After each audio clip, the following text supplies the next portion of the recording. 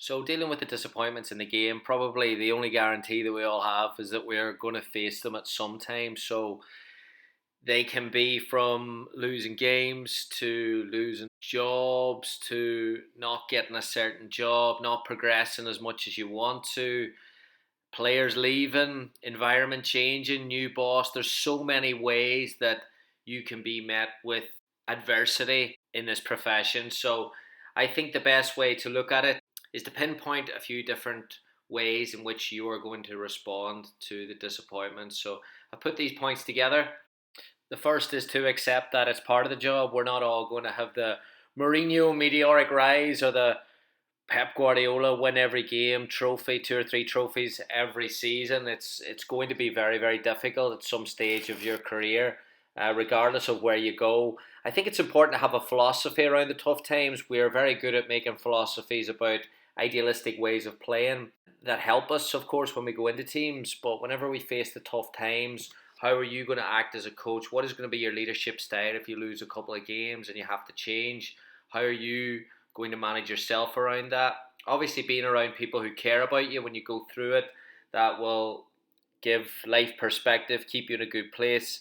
Take your time. If you do have to have time off, don't rush back, and then use the break to reflect, re-energize and reload.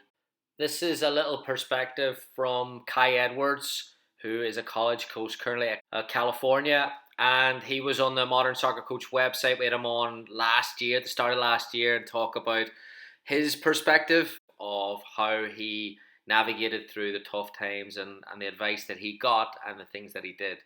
Right? So dealing with losing your job, it's tough. I basically lost my job in Michigan and St. Mary's College. One for a reason I still don't know, and one for a reason flat out I knew. St. Mary's told me they wanted to be top 4 in the conference repeatedly versus the Santa Clara as BYU's Pepper, and I didn't get there. They didn't renew my contract. That night, I called Jerry Smith.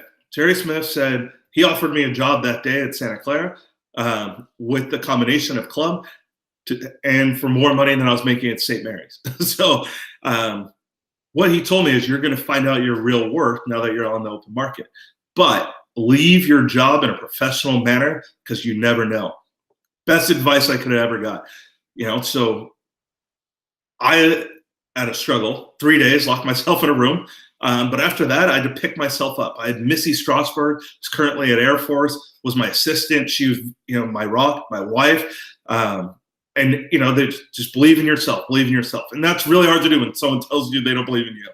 Okay. But the key is come out with high character.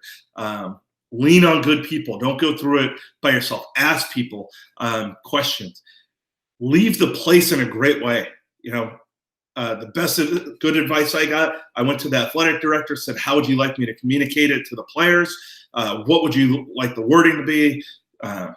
I sent him a thank you letter for the opportunity to be a head coach at 29 in a major conference for 6 years.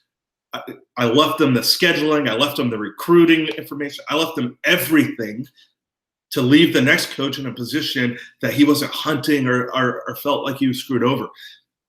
Well, in the end, the athletic director at St. Mary's College ended up being my reference for a bunch of jobs that I got.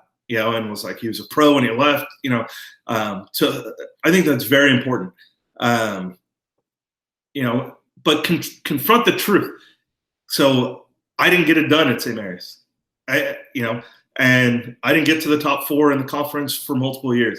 And at first I was like, well, the school wasn't set up to do it. I made all the excuses. And I was like, you know what? I could have done this better. I could have, been nicer to the kids on this week. I could have trained them harder on this week. I could have, maybe I should have recruited this kid. Without overly second guessing yourself, you got to actually look at what was the actual reason. Take the emotion out of it and get to the facts, because that's going to help you later.